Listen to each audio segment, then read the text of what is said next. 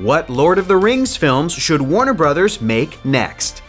Welcome back to Nerdist News. I'm Hector Navarro, and it's time to stretch your hairy feet, pack your lembas bread, and start humming The Road Goes Ever On, because we're taking a quick jaunt over to Middle-earth to talk about Lord of the Rings, baby!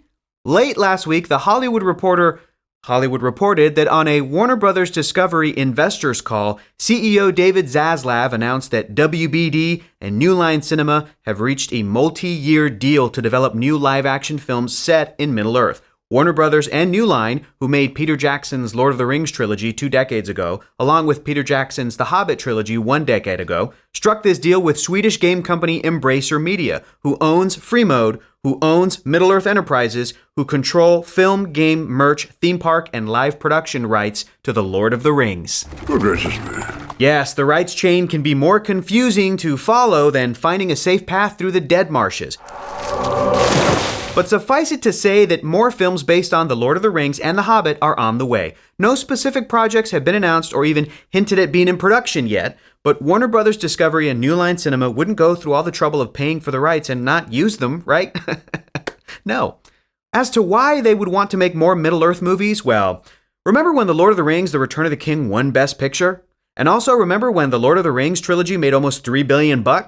And then remember when the Hobbit trilogy made almost $3 billion? Well, Warner Brothers Discovery sure remembers. It is the gold. This fits in line with what Zaslav said late last year on a different investors call, where he said that Warner Brothers wanted to focus on the franchises that the company has access to, like DC and Lord of the Rings. On a side note, isn't it crazy how much movie and TV news we learn via investors calls now? Surely, the age of the creatives has begun.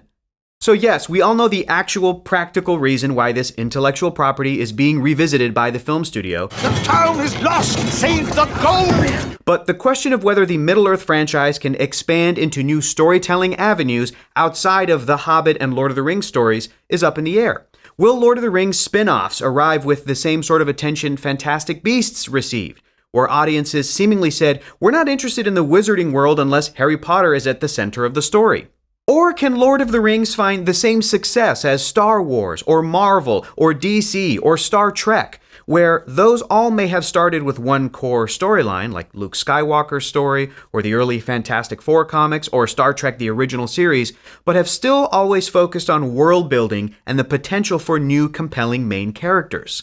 We really love The Rings of Power, but even that story is still intrinsically tied into the story of The Lord of the Rings. And while these new spin-off movies won't have the involvement of Peter Jackson or his filmmaking partners who helped bring Lord of the Rings to life, Fran Walsh and Philippa Boyens, they all said in a statement to Variety, Warner Brothers and Embracer have kept us in the loop every step of the way. We look forward to speaking with them further to hear their vision for the franchise moving forward. These possible films also won't be remakes of The Lord of the Rings or The Hobbit. But we wouldn't be shocked if some familiar characters pop up in future films, whether the roles are recast or not. Where are we going?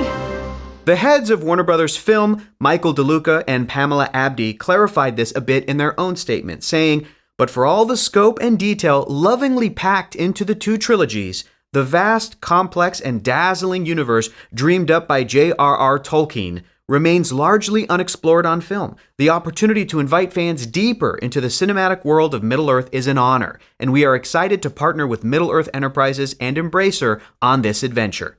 It's also a little unclear which Middle-earth properties that Warner Brothers and New Line now have access to, if it's just the Third Age, as we saw in The Lord of the Rings and The Hobbit, or if the First Age is in play as well, meaning we'd see some sick Morgoth action.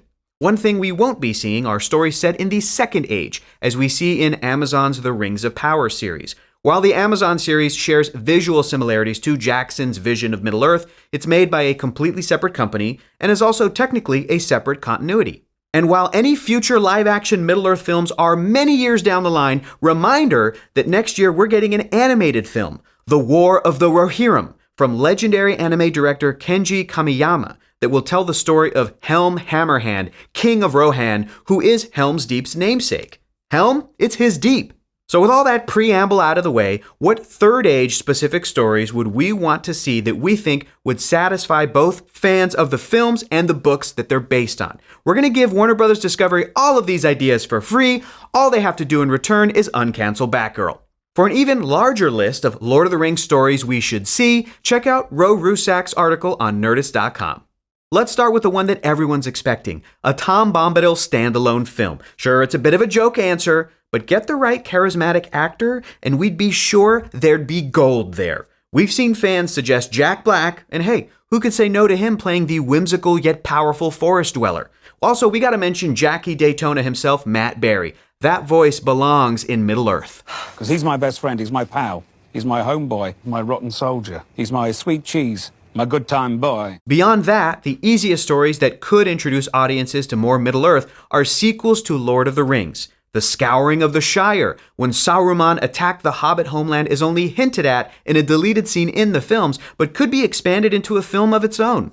Similarly, we could see a sequel following Legolas and Gimli's unlikely friendship as they adventure after the War of the Ring. It's a buddy picture. What about side by side with a friend? I could do that. Along those sequel lines, how about seeing the exploits of the Rangers and Dunedain following Aragorn's crowning as the King of Gondor? Who will lead them and what shadowy foes will emerge in the power vacuum left by Sauron's death?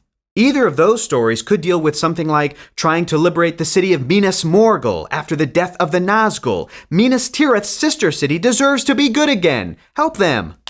Our next pick sticks with the Rangers, but instead of a sequel, is a prequel. Give us some of Aragorn's father Arathorn fighting in the wilds before his tragic death while Aragorn was very young.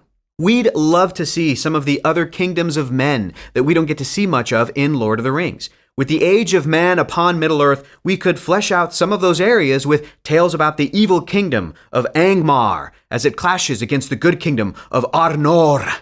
And if we wanted some political intrigue, a film about Arnor splitting into its three successor kingdoms of Arthedain, Cardolan, and Rhudaur would be, well, intriguing. They could all be playing some sort of game for the throne.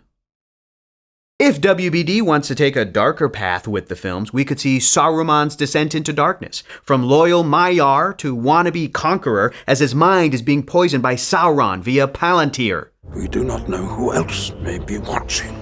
And along those lines, sure, we've met 3 of the 5 Istari with Saruman the White, Radagast the Brown, and Gandalf the Grey and then later White. But what about the 2 missing blue wizards who failed in their mission to stand up to Sauron because they went off to Eru knows where? What if what they were doing was actually vitally important to the War of the Ring? Now we got a picture. Our final pitch is to do a nature documentary about some of the wildlife we see in the films. Who wouldn't want to watch an IMAX film about the wargs or the giant spider Shelob?